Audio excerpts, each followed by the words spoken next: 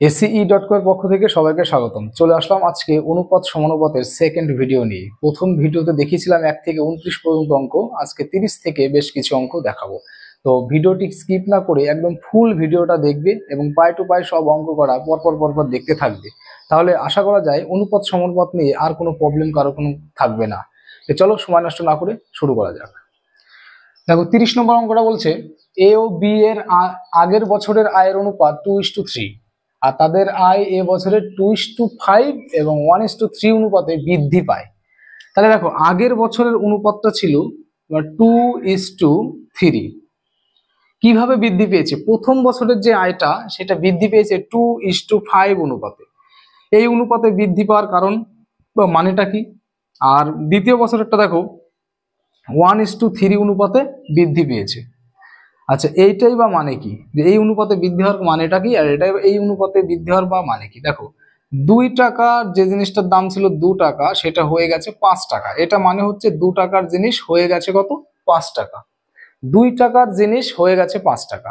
তাহলে 2 টাকার জিনিস যদি 5 টাকা হয়, তাহলে এই দেখো এখানে 2 ছিল, তাহলে 2 থেকে হয়ে যাবে কত? 5। 2 থেকে হয়ে গেল কত? 5 হয়ে গেল। ইস্টু 3 থেকে, দেখো এখানে কি অনুপাতে বৃদ্ধি পেয়েছে? 1 থেকে হয়েছে 3। তাহলে বলো তো এখানে 3 থেকে কত হবে? 3 থেকে হবে 9। কারণ এই যে এখানে 3 আছে বলে এখানে 3 থেকে করে নিলাম। 1 থেকে যদি 3 হয় তাহলে 3 থেকে হবে 9, তাহলে এই 3টা হয়ে যাবে কত? 9 হবে। তাহলে এই অনুপাতে বৃদ্ধি পেয়েছে। আগে ছিল 2:3, এখন হয়েছে 5:9। এই অনুপাতে বৃদ্ধি পেয়েছে। অনুপাত বৃদ্ধি মানে এইভাবে বুঝে নিতে হবে, 2 টাকার জিনিস 5 টাকা হয়েছে, তাহলে 2 টাকার জিনিস 5 টাকা। আবার এটা দেখো 1 টাকার জিনিস যদি 3 টাকা হয় তাহলে 3 টাকার জিনিস 9 টাকা হবে। তাহলে এখানেও 3 টাকার জিনিস 9 টাকা করা হয়েছে। তাহলে 5:9 হয়েছে তোমার হচ্ছে ওই এ বছরের মূল্যের অনুপাত। ঠিক আছে, তাহলে এবার দেখো এখানে বলেছে যে এবছর তাদের মোট আয় 28,000 টাকা হলে বি এর আয় কত? এ বছরের মোট আয় 28,000 টাকা। তাহলে এ বছরের মোট আয় দেখো 5 আর 9 14, তাহলে 5 আর 9 যোগ করলে হয় কত? 14। তাহলে আমরা বলবো যে 14 সমান সমান 28,000 টাকা। 14 সমান সমান 28,000 টাকা। তাহলে 1 সমান সমান হবে 28,000, 14 দিয়ে যদি ভাগ করা হয় তাহলে কত হবে? 2,000 টাকা। 1 সমান সমান হবে 2,000 টাকা। 14 মানে যদি 28,000 হয় তাহলে 1 সমান সমান হবে 2,000 টাকা। আর চেয়েছে বি এর আয় কত? বি, তাহলে বি এর আয়টা দেখো, বি মানে কত? এ বছরে বি এর আয়টা হচ্ছে 9। তাহলে বি এর আয় যদি 9 হয় তাহলে 9 সমান সমান হবে 9 দুগুণে 18,000 টাকা। তাহলে 18,000 টাকা হয়ে যাবে এবছরে বি এর আয়। এটা হবে রাইট অ্যান্সার। তো অপশন এ হবে সঠিক উত্তর, অপশন এ। আচ্ছা, তারপর এটা দেখো নাম্বার 31। আচ্ছা 31 নম্বরটা বলছে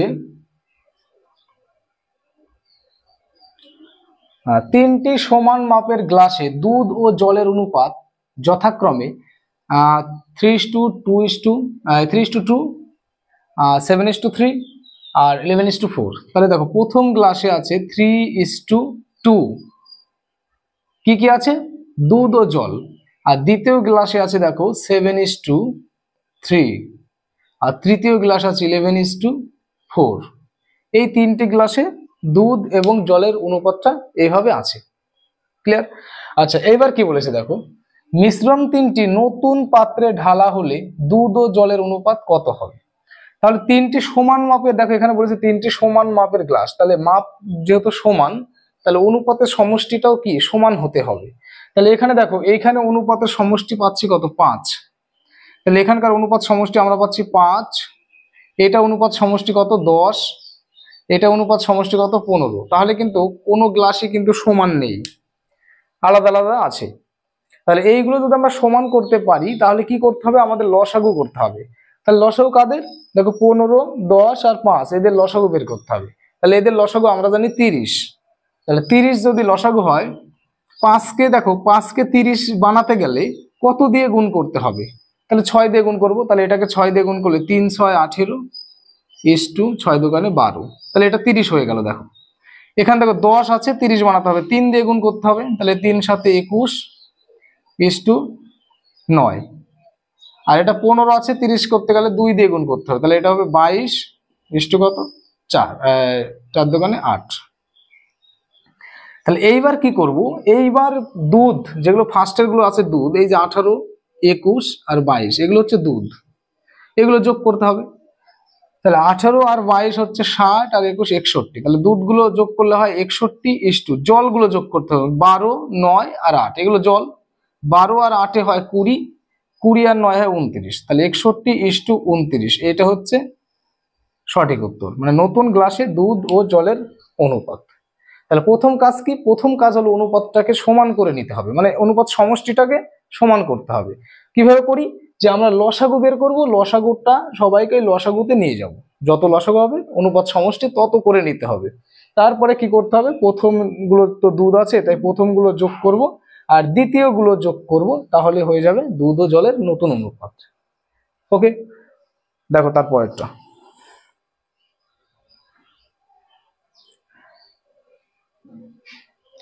আচ্ছা, এরপর অঙ্কটা বলেছে এ বি সি গ্লাসের আয়তনের অনুপাত 1:2:3 এবং তাতে সিরাপ ও জলের অনুপাত যথাক্রমে 1:2, 2:3 আর 3:2। তাহলে দেখো প্রথম গ্লাসের সিরাপ আর জলের অনুপাত 3:2, দ্বিতীয় গ্লাসে 2:3, তৃতীয় গ্লাসে 3:2, এই অনুপাতে সিরাপ ও জল আছে।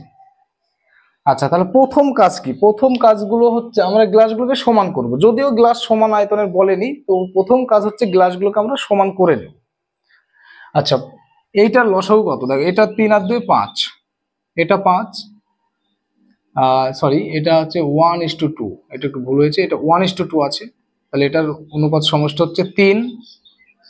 তারপরে 2:3, এটা মানে কত 5, তারপরে 3:2 মানে এটা মানেও 5। আচ্ছা, তাহলে কেমন হচ্ছে 5, 5 আর 3, 5, 5, 3 এদের লসাগু হয় কত 15। তাহলে 15 যদি লসাগু হয় তাহলে আমরা কি করব, 15 লসাগু হলে এইটাকে 15 বানালে 3কে 5 দিয়ে গুণ করতে হবে, 5 দিয়ে 5 অক্ষে 5, 5 দোকানে 10, 10 5 15 হয়ে গেল। 5 আছে, 5কে 3 দিয়ে গুণ করলে 15 হবে, 3 দোকানে 6 আর 3 ত্রিকে 9, 6 9 15। আবার এটাকেও 3 দিয়ে গুণ করতে হবে, 9 আর 6। ব্যাস, প্রথম কথা হচ্ছে আয়তনগুলো মানে অনুপাত সমষ্টিগুলো সমান হয়ে গেল। আচ্ছা, এইবার কি কাজ, এবার কাজটা হচ্ছে দেখো এখানে বলেছে 3টি গ্লাসের আয়তন দেওয়া আছে 1:2:3, আয়তনগুলো দেওয়া আছে 1:2:3 দেওয়া আছে, মানে প্রথম গ্লাসের আয়তন যদি 1 হয়, দ্বিতীয় গ্লাসের আয়তন 2 হবে, তৃতীয় গ্লাসের আয়তন 3 হবে। তাহলে আয়তনগুলো দিয়ে কি করব, প্রথম গ্লাসকে 1 দিয়ে গুণ, দ্বিতীয় গ্লাসকে 2 দিয়ে গুণ এবং তৃতীয় গ্লাসকে 3 দিয়ে গুণ করব। তাহলে প্রথম গ্লাসকে আমরা 1 দিয়ে গুণ করলে যা আছে তাই হবে 5:10। তারপরে দ্বিতীয় গ্লাসটা 2 দিয়ে গুণ করতে হবে, 6 দোকানে 12:9 দোকানে 18। তৃতীয় গ্লাসকে 3 দিয়ে গুণ করতে হবে, 3 9 27:3 6 18। এবার ফার্স্টের গুলো তো সিরাপ আছে আর পরের গুলো কি আছে, জল আছে। তাহলে ফার্স্টের সিরাপ গুলো যোগ করলে 5, 12 আর 27 যোগ করলে হবে 44, 27 12 39 আর 5 44। আর পরের গুলো জল দেখো 10 আর 9 19 আর 18। তাহলে 19 আর 18 কত হচ্ছে, যে 18 আর 10 28, 28 আর 9 হচ্ছে তোমার এখানে কত হলো 12,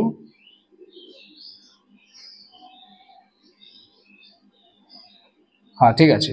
তাহলে এখানে 18 আর 12, 18 আর 9 27 37, তাহলে 37 হচ্ছে। আর প্রথমগুলো হচ্ছে কত 27, 12 আর 5, ঠিক আছে। তাহলে অনুপাতটা হলো কত 44:37। প্রথম এটাকে 3 দিয়ে গুণ করলাম 18 27, এটাকে 2 দিয়ে গুণ করলাম 12, সরি এটা ভুল হয়েছে, এইটা হবে তোমার 18, 2 দিয়ে গুণ করা হয়নি এটাকে 18। ব্যাস, এবার যোগ করলে 18 18 36 আর 46, ভুল হয়েছে, এটা হবে 46। তাহলে 44:46 হবে, এটাকে যদি ছোট করি, এটাকে ছোট করলে হয়ে যাবে 2 দিয়ে কাটলে 22:23, তাহলে 22:23 এটা হবে রাইট অ্যান্সার। তো 22:23 অপশন ডি হবে রাইট অ্যান্সার। দেখো অপশন ডি তে 22:23 দেওয়া আছে। তারপর এটা দেখো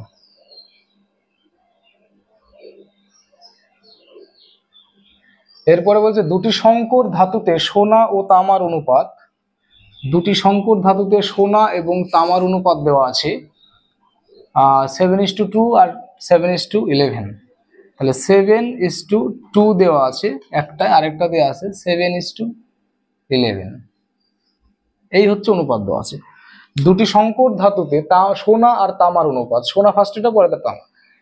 এবার বলছে ওই দুই সংকর ধাতু সমানভাবে মিশিয়ে যে নতুন সংকর ধাতু পাওয়া যায় তাতে সোনা ও তামার অনুপাত কত হবে? তাহলে কি করব, প্রথম কাজ ওই একই, অনুপাত সমষ্টিটা সমান করব। তাহলে এই দুটো যোগ করলে দেখো 9 7 আর 2 9 হয়, আর এই দুটো যোগ করলে দেখো 18 হয়। তাহলে 18 আর 9 এর লসাগু হয় 18। 18 করতে গেলে 9কে ডবল করতে হবে, তবে এটা হবে 14 আর কত, 14 আর 4, আর এটা 18কে 7:11, এটাই হবে। তাহলে দুটোই কিন্তু 14 4 18, 7 আর 11 18 সমান হয়ে গেল। এবার সোনাগুলো কি হবে, 14 আর 7 সোনা হবে 21:, আর তামা হবে কত, 11 আর 4 15। তাহলে 21:15, তার মানে এটাকে যদি আমরা কেটে দিই 3 দিয়ে, 3 7 21, 3 5 15। তাহলে 21:15 মানেই হলো 7:5। তাহলে 7:5, অপশন সি হবে রাইট অ্যান্সার। তারপর এটা দেখো, এই টাইপের অঙ্কগুলো পরীক্ষায় খুব আসে। 34 নম্বর অঙ্কটা, সমগ্র পৃথিবীতে জল ও স্থলের পরিমাণের অনুপাত 1:3, যেখানে দক্ষিণ গোলার্ধে 1:9 চেয়েছে, উত্তর গোলার্ধে কত হবে? তাহলে সমগ্র পৃথিবী বলতে আমরা যদি এরকম একটা স্ট্রাকচার অঙ্কন করি, দেখো যে পৃথিবীর যদি একটা স্ট্রাকচারকে আমরা এইভাবে ভাবি যে এটা একটা পৃথিবীর স্ট্রাকচার, তার মাঝ বরাবর যে রেখা কল্পনা করা হয় তার উত্তর দিকে থাকে নর্থ পোল আর দক্ষিণ দিকে পড়ে সাউথ পোল, এই তো ব্যাপার। তাহলে এখানে আমরা কি বুঝতে পারি যে টোটাল পৃথিবীর যা আয়তন তার যে কোনো একটা গোলার্ধের আয়তন তার অর্ধেক, এটা তো বুঝি। দুটো গোলার্ধ মিলে আয়তনটা পুরো পৃথিবীর আয়তনের সমান। তাহলে মাঝখান দিয়ে যখন একটা দাগ কাটা হলো, তাহলে উত্তর গোলার্ধ আর দক্ষিণ গোলার্ধ এদের কিন্তু আয়তনটা সেম হবে। তা সেখানে কি বলেছে, টোটাল পৃথিবী, সমগ্র পৃথিবী তার আয়তনের অনুপাত দিয়েছে কত, জল আর স্থলের অনুপাত এত। সমগ্র পৃথিবীতে এইটা কিন্তু অনুপাত দেওয়া আছে, সমগ্র পৃথিবীর অনুপাত। সেখানে দেখো দক্ষিণ গোলার্ধ 1:9, মানে এই দক্ষিণ গোলার্ধ দেওয়া আছে কত, 1:9। তাহলে দেখো দক্ষিণ গোলার্ধের অনুপাত সমষ্টি করলে 9 আর 1 10 হয়, 9 আর 1 10 হয়। দক্ষিণ গোলার্ধে যদি 10 হয়, তাহলে সমগ্র পৃথিবীতে কত হওয়া দরকার, 10-এর ডবল 20 হওয়া দরকার। কিন্তু এখানে হয়ে আছে কত, সমগ্র পৃথিবীতে 3 আর 1 4, 4 হয়ে আছে। তাহলে 4কে যদি আমরা 20 বানাই, তাহলে কত দিয়ে গুণ করবো, 5 দিয়ে গুণ করতে হবে। তাহলে 5 দিয়ে গুণ করলে এটা হবে 5 কত, 15। তাহলে সমগ্র পৃথিবী হয়ে গেল 15 আর 5 20, আর যেখানে দক্ষিণ গোলার্ধ 9 আর 1 10। এবার সমগ্র পৃথিবী থেকে যখন দক্ষিণ গোলার্ধ মানে 1:9 এটাকে বাদ দেব, তাহলেই কিন্তু আমরা উত্তর গোলার্ধের আয়তন জল এবং স্থলের পেয়ে যাব। এই তো ব্যাপার। তাহলে আমরা কি করব, ফার্স্টে এই টোটালটা 5:15, সেখান থেকে দক্ষিণ গোলার্ধ বাদ দিচ্ছি, তাহলে উত্তর গোলার্ধ পেয়ে যাবো। বাদ দাও, তাহলে 4:6, 4:6 মানেই কত আমরা জানি, 2:3। তাহলে 2:3 হয়ে যাবে উত্তর গোলার্ধের আয়তন। অপশন এ হবে রাইট অ্যান্সার। অঙ্কটা খুব ইম্পর্টেন্ট, একটু ভালো করে প্র্যাকটিস করবে অঙ্কটা। দেখো তারপরেরটা, নাম্বার 35 বলছে একটা কুকুর একটা খরগোশকে তাড়া করলো। একটা কুকুর একটা খরগোশকে তাড়া করলো। কুকুর যে সময়ে 5টি পদক্ষেপ ফেলে, খরগোশ সেই সময়ে 6টি পদক্ষেপ ফেলে। তাহলে প্রথমে লিখতে পারি আমরা কি, কুকুর, আর তারপরে এখানে লিখবো কি, খরগোশ। তাহলে বলছে কুকুর যে সময়ে 5টি পদক্ষেপ ফেলে, মানে যে কুকুর 5টি পদক্ষেপ, খরগোশ সেই সময়ে 6টি পদক্ষেপ ফেলে। ঠিক সেইভাবে লিখবো, কুকুর 5টি পদক্ষেপ ফেলে, তো খরগোশ 6টি পদক্ষেপ ফেলে। তারপরে বলেছে কিন্তু কুকুরের 4টি পদক্ষেপ খরগোশের 5টি পদক্ষেপের সেই দূরত্ব অতিক্রম করে। এই হচ্ছে ব্যাপার। কুকুর ও খরগোশ বেগের অনুপাত চেয়েছে, কুকুর আর খরগোশ। তাহলে কুকুরের বেগটা কুকুর থেকে শুরু করলেই কোনাকুনি হয়, তাহলে 5 5 25 ইস টু খরগোশ থেকে শুরু করলে খরগোশের গতিবেগ হয় এইভাবে 6 4 6 24। তাহলে কুকুর ও খরগোশের অনুপাত হয় 25:24। এটা হবে রাইট অ্যান্সার। তারপরটা চলো।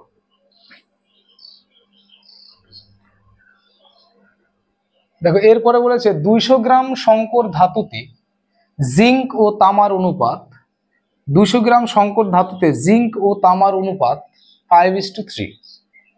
তাহলে টোটালে আছে 200 গ্রাম সংকর ধাতু, যেখানে জিঙ্ক আর তামার অনুপাত দিয়েছে কত, Zn মানে যদি 5 হয়, Cu মানে তামা হবে কত 3।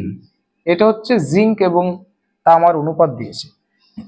তা দেখো তাহলে 200 গ্রামের মধ্যে যদি 5:3 অনুপাতে দস্তা এবং কপার থাকে মানে তামা থাকে, প্রথমে জিঙ্ক দস্তা এবং তামা থাকে এই অনুপাতে, তাহলে আমি এখান থেকে আমরা ভাগ করে নিতে পারি যে 200 গ্রামের মধ্যে জিঙ্ক কতটা আছে, কপার কতটা আছে। তাহলে 200 দেখো এইখানে 5 আর 3 কত হয় 8, 8কে কত দিয়ে গুণ করলে 200 হয়, তাহলে 5 আর 3 হয় 8, 8কে যদি 25 দিয়ে গুণ করি তাহলে 200 হয়। আমরা জানি যে 8কে 25 দিয়ে গুণ করলে 200 হবে। তাহলে আমরা কি করব, 5কে 25 দিয়ে গুণ করব, 5 25 125, আর 3 25 কত হবে 75। তাহলে ভাগাভাগি হয়ে গেল একদম শর্টকাটে। আচ্ছা তাহলে কি আমরা বুঝতে পারি, জিঙ্ক আছে 125 গ্রাম, কপার আছে মানে তামা আছে শুধু 75 গ্রাম। এবার বলেছে দেখো কত গ্রাম তামা মেশালে নতুন মিশ্রণে জিঙ্ক ও তামার অনুপাত 3:5 হবে। তাহলে কি করব, কত গ্রাম তামা, প্রথমে দেখো জিঙ্ক আছে কত 125, তামা আছে কত 75। আচ্ছা কত গ্রাম তামা মেশালে অনুপাত হবে 3:5। দেখো এই 3:5 মেশাবে কোনটা, এইটা মেশাবে। যখন তামাটা মেশাবে, কপার তো আর মেশাচ্ছে না, কপার যা ছিল তাই হবে। তাহলে আমরা বলবো 3 = 125 যা ছিল তাই। তাহলে 5 = কত হবে, এটা তো ভুলভাল আছে, এটা কত হবে বের করতে হবে। তাহলে কি করবো আমরা, ঐকিক নিয়মে এইভাবে করব যে 3 = যদি 125 হয়, 1 = 125/3, আর 5 = 125 × 5/3। তার মানে কত পাচ্ছি, তার মানে এখানে পেয়ে যাচ্ছে আমরা 625/3। তাহলে এখানে হওয়া দরকার 625/3 হওয়া দরকার, কিন্তু আছে কত 75। তাহলে এখান থেকে যদি এটা বিয়োগ করি তাহলে বাকিটা মেশাতে হবে, তাই না? তাহলে কতটা মেশাতে হবে, তাহলে আমরা কি করব, এটা বিয়োগ করে ফেলবো যে 625/3 বিয়োগ 75। তাহলে লসাগু হবে কত 3, 625 মাইনাস 225, 3 দিয়ে 75কে গুণ করলে 225 হয়। তাহলে হবে 400/3, আর 400/3 মানে 133 পূর্ণ 1/3 কেজি মিশাতে হবে, গ্রাম মিশাতে হবে। তাহলে অ্যান্সারটা হয়ে যাবে কত, 133 পূর্ণ 1/3 গ্রাম। ঠিক আছে, তারপরটা দেখো নাম্বার 37। একটা বাস ও একটা অটোর গতিবেগের অনুপাত দিয়েছে 9:5। বাস এবং অটোর গতিবেগ 9:5। তাহলে প্রথমে দেখো বাস আর অটো 9:5 অনুপাত দেওয়া আছে। বলছে অটোটি 5 ঘন্টায় 75 কিমি গেলে, এই যে অটো 5 ঘন্টায় 75 কিমি যায়, তাহলে দেখো 75 কিমি যদি 5 ঘন্টায় যায় তাহলে 1 ঘন্টায় যায় কত, 75/5, তাহলে 1 ঘন্টায় যায় কত 15। তাহলে দেখো অটোর গতিবেগ তার মানে 5 মানে কত 15। তাহলে দেখো 5 মানে যদি 15 হয়, কত দিয়ে গুণ হলো, 3 দ্বারা গুণ 3, তাই তো 3 দ্বারা গুণ হয়েছে। তাহলে এটাকেও যদি আমরা 3 দ্বারা গুণ করি, 3 9 27, তাহলে এটা বাসের গতিবেগ হয়ে যাবে কত? বাসের গতিবেগ হয়ে যাবে 27। বাসের গতিবেগ আমরা 27 পেলাম, অটোর গতিবেগ পেলাম কত? 15। চেয়েছে কি দেখো, বাসটি 4 ঘন্টায় কত পথ অতিক্রম করবে বা কত পথ যাবে। বাসটি 4 ঘন্টায় কত পথ যায়, তাহলে বাসটি 1 ঘন্টায় কত যায়? 27 যায়। তাহলে 1 ঘন্টায় যদি 27 কিমি যায়, তাহলে 4 ঘন্টায় যাবে 4 গুণ, তাহলে 27 54 108 কিমি যাবে 4 ঘন্টায়। তাহলে প্রথম কাজ কি? প্রথম কাজ অটোর সাপেক্ষে বাসের গতিবেগটা বের করে নিতে হবে। আর গতিবেগ মানে কি? 1 ঘন্টায় যেটা যায় সেটাই গতিবেগ। তো 1 ঘন্টায় যদি 27 যায়, তাহলে বুঝতে হবে 4 ঘন্টায় কত যাবে, 4 দিয়ে গুণ করতে হবে। তাহলে 27 গুণ 4 108 কিমি। তারপরটা দেখো,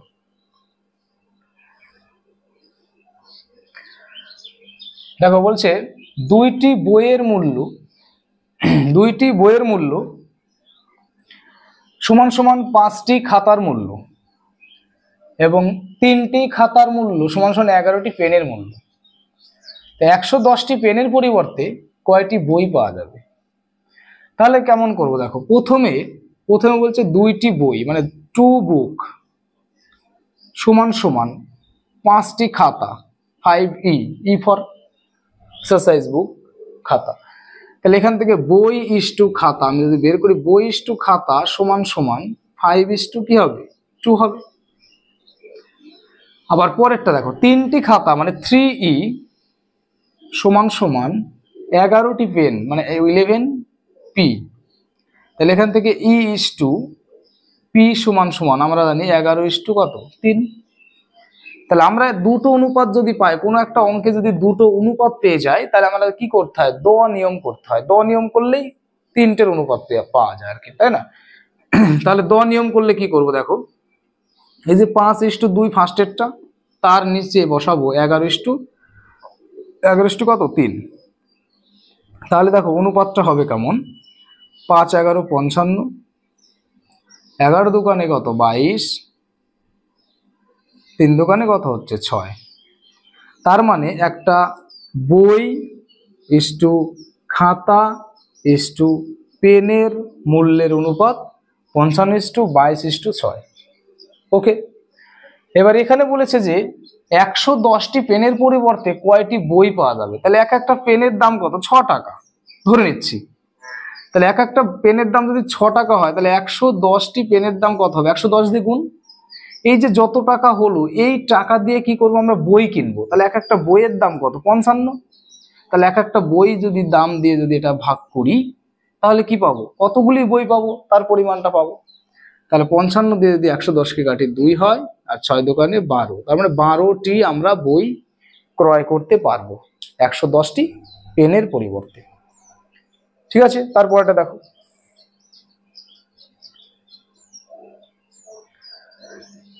একজন দক্ষ, একজন অর্ধদক্ষ এবং একজন অদক্ষ শ্রমিক যথাক্রমে 7, 8 ও 10 দিনে কাজ করে মোট কত টাকা পেল? 369 টাকা পেয়েছে। আচ্ছা, তাদের দৈনিক কাজের অনুপাত 1/3। দেখো দৈনিক কাজের অনুপাত হচ্ছে 1/3:1/4:1/6। এটা হচ্ছে দৈনিক কাজের অনুপাত। আচ্ছা, এরকম অনুপাত থাকলে আমরা কি করি? এরকম অনুপাত থাকলে আমরা একদম সিম্পল অনুপাতটা বের করে নেওয়ার চেষ্টা করি। সিম্পল অনুপাতটা বের করতে গেলে দেখো এদের লসাগু কত? 6 4 3, এদের লসাগু হয় 12। সবাইকে এখানে 12 দিয়ে গুণ করতে হবে। এটাকেও 12 দিয়ে গুণ, এটাকেও 12 দিয়ে গুণ করতে হবে। সবাইকে যদি 12 দিয়ে গুণ করি, তাহলে এটা হবে 3 4 12, এটা 3, আর এটা কেটে কত হবে? 2। তার মানে 4:3:2 এই অনুপাতটা হবে। আচ্ছা, এবার কি করতে হবে? আর তারা কতদিন করে কাজ করে? 7 দিন 8 দিন 10 দিন করি, তাই না? তাহলে এখানে এটাকে 7 দিয়ে গুণ করব, এটাকে 8 দিয়ে গুণ করব, আর একে 10 দিয়ে গুণ করব। তাহলে কি পাবো? তাদের টাকার অনুপাতটা পেয়ে যাবো। এটা হচ্ছে কাজের ক্ষমতার অনুপাত, আর এটা কাজ করার অনুপাত, এতদিন করে কাজ করেছে। তাহলে গুণ করলে কি পেয়ে যাবো আমরা? গুণ করলে টাকার অনুপাতটা পেয়ে যাবো। 4 7 28 ইস্টু 3 8 24 ইস্টু 10 দোকানে 20। তাহলে এটাকে যদি আমরা 2 দিয়ে কেটে ছোট ছোট করে নিই, তাহলে হবে 14:2 4 দিয়ে কাটো, 4 দিয়ে কাটলে 4 7 28, 4 6 24, 4 5 20। তাহলে এটা হচ্ছে তাদের টাকা পাওয়ার অনুপাত। আচ্ছা, ওইটা যদি টাকা পাওয়ার অনুপাত হয়, টোটাল টাকা ইনকাম করেছে কত? 3 6 9 টাকা ইন্টু কার টাকাটা চেয়েছি, দেখো কার মজুরিটা চেয়েছি। মজুরিটা চেয়েছে তোমার হলো, ভালো করে পড়ে দেখো, প্রতিটি দক্ষ শ্রমিক দৈনিক কত টাকা করে পায়। দক্ষ মানে এক্সপার্ট, ফার্স্টের দক্ষ। তাহলে পেয়েছে কত? 7। 7 বাই সব সমষ্টি কত? 18। আচ্ছা, তাহলে এবার কি করবো আমরা, এখানে 3 দিয়ে কাটতে পারি। 3 6 18, 3 দিয়ে কাটলে 1 2 3, আবার 3 দিয়ে কাটলে এটা হবে 2, এটা 3 দিয়ে কাটলে 3 4 41। তাহলে 41কে 7 দিয়ে গুণ করলে 7 অক্ষে 7, 4 7 28, একে 2 দিয়ে ভাগ করব। তাহলে প্রথমে কি করব, তাহলে 1 4 3 143, তাহলে 2 8 6 থাকবে 1.0 দিয়ে 5, তার মানে কত? 143.5 টাকা। 143.5 টাকা হয়ে যাবে একটা দক্ষ শ্রমিকের মজুরি। ওকে, তারপর এটা দেখো। আচ্ছা, এবার 40 নম্বর অঙ্কটা। অঙ্কগুলো ভালো করে পড়বে আর পাই টু পাই অঙ্কগুলো দেখবে। এইভাবে অঙ্কগুলো যদি করো, প্রতিটা অঙ্কই ভালোভাবে বুঝতে পারবে এবং পরীক্ষায় আসলে 100% গ্যারান্টি দিয়ে বলছি সবাই নামাতে পারবে। চেষ্টা করো এইভাবে নামানোর, খুব বেশি সময় লাগবে না, এগুলো একটু হাত চালিয়ে করলেই খুব বেশি হলে 20 থেকে 25 সেকেন্ড টাইম লাগবে। ওকে, দেখতে থাকো। তারপরে কোন ত্রিভুজের 3টি বাহু 5:6 ও 8 এর সমানুপাতে, মানে এই অনুপাতে আছে 3টি বাহু। বৃহত্তম এবং ক্ষুদ্রতম বাহুর সমষ্টি 39 সেমি। তাহলে বৃহত্তম কোনটা? এইটা। ক্ষুদ্রতম কোনটা? এইটা। এই দুটোর সমষ্টি বলেছে 39। তাহলে এই দুটো মিলে কত? 8 আর 5 13। তাহলে 13 মানে হচ্ছে 39। তাহলে 1 মানে কত হবে? 1 মানে অবশ্যই 3 হবে। 13 মানে যদি 39 হয়, 1 মানে 3 হবে। বলছে মধ্যম বাহুর দৈর্ঘ্য কত? মধ্যম বাহু মানে মাঝখানের বাহুটা। মাঝখানের বাহুটা কত? অ্যাকচুয়ালি 6 তো নাকি? এই 6টা তো মাঝখানের বাহু। তাহলে 1 মানে 3 হলে 6 মানে হবে 3 6 18। তাহলে মধ্যম বাহুর দৈর্ঘ্য হবে 18 সেন্টিমিটার। তাহলে 18 সেন্টিমিটার মানে অপশন 18 সেন্টিমিটার, অপশন সি। দেখো option C 18 centimetre right answer. তারপর এটা দেখো, তোমার অঙ্কটা দেখো কি বলছে। 64কে 3 ভাবে বিভক্ত করো যা 2:4:x এর সমানুপাতি হয়। সমানুপাতি কথার মানে কি? প্রথমটা সাপেক্ষে দ্বিতীয়টা বড়, দ্বিতীয় সাপেক্ষে তৃতীয় বড়। তার মানে এখানে x এর মানটা সব থেকে বড়, এটা আমরা কনফার্ম। আর ছোট অংশের মান কত? 2। আচ্ছা, এবার আমরা কি করব, দেখো এখান থেকে আমরা করতে পারি যে ক্ষুদ্রতম অংশটা কত। কেন ক্ষুদ্রতম অংশটা করছি? কারণ ক্ষুদ্রতম অংশের মানটা দেওয়া আছে। তাহলে ক্ষুদ্রতম অংশের মানটা যদি দেওয়া থাকে, তাহলে ক্ষুদ্রতম অংশটা বের করতে হবে। তাহলে ক্ষুদ্রতম অংশের মান হচ্ছে 64 ইন্টু ক্ষুদ্রতম বলতে 2, আর অনুপাত সমষ্টি কত? 4 2 6, 6 যোগ x। এটা মানে হচ্ছে 10.2/3, এটা দেওয়া আছে। তাহলে এখানে যদি আমরা 64 গুণ 2 করি, আর নিচে আছে 6 প্লাস x সমান সমান 32/3। এটাকে পূর্ণ ভাঙালে 32/3 আসে। 32 দিয়ে যদি এটাকে কাটা হয় 2 হয়, ব্যাস ক্রস গুণ করছে এবার। তাহলে 6 প্লাস এক্স সমান সমান, এটা 2 দোকানে 4, তো 3 4 12। তাহলে x সমান সমান 6 বিয়োগ হলে কত হবে? 6 হবে। তাহলে x এর ভ্যালুটা 6, তাহলে x এর মানটা চেয়েছে, তাহলে অ্যান্সার হবে কত? 6। অপশন এ হবে রাইট অ্যান্সার। তারপরটা দেখো, বলছে কিছু গরু ও পায়রার মধ্যে পায়ের সংখ্যা মাথার সংখ্যার দ্বিগুণের থেকে 12 বেশি। পায়ের সংখ্যা মাথার সংখ্যার দ্বিগুণের থেকে 12 বেশি। আচ্ছা, গরু মহিষ এসব অঙ্কগুলো আমরা যদি করি, তাহলে আমাদের কি করতে হবে? প্রথম কথা হচ্ছে এটা জানতে হবে যে একটা গরুর কি হয়? 4টে পা থাকে আর একটা মাথা থাকে। তাহলে পায়ের সঙ্গে মাথার হিসাব তো এটা না।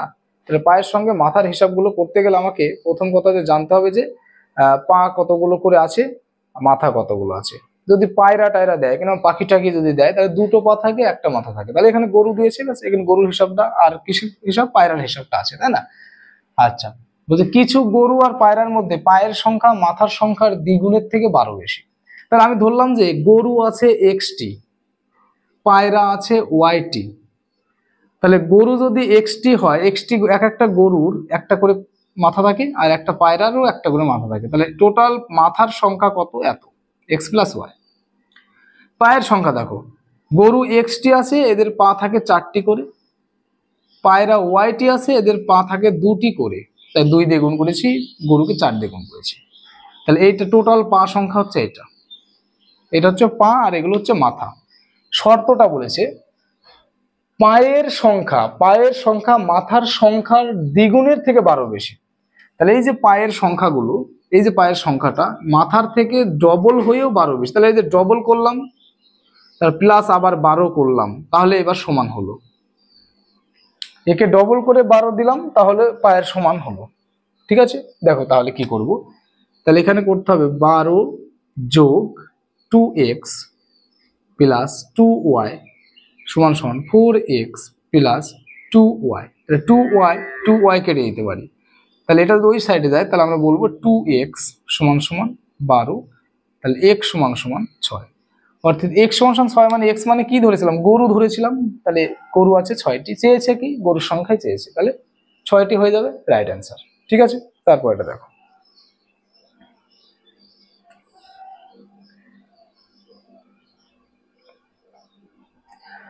বলছে 675 টাকা ABC এর মধ্যে ভাগ করা হলো, যদি তারা প্রত্যেকে 5 টাকা কম পেত তবে তাদের অংশের অনুপাত 1:2:3 হতো, তাহলে C কত টাকা পাবে?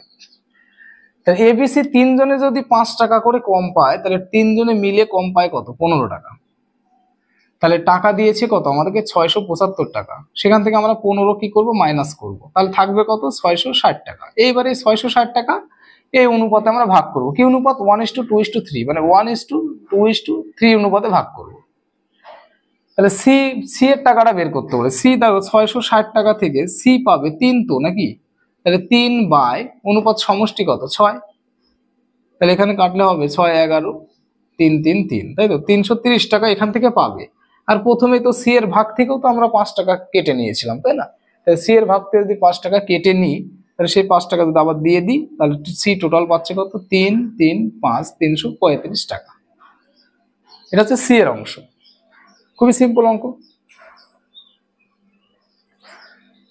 এরপরে দেখো 44 নম্বর অঙ্কটা, 3400 টাকা 2 জন পুরুষ 3 জন মহিলা ও 5 জন বালকের মধ্যে ভাগ করতে হবে।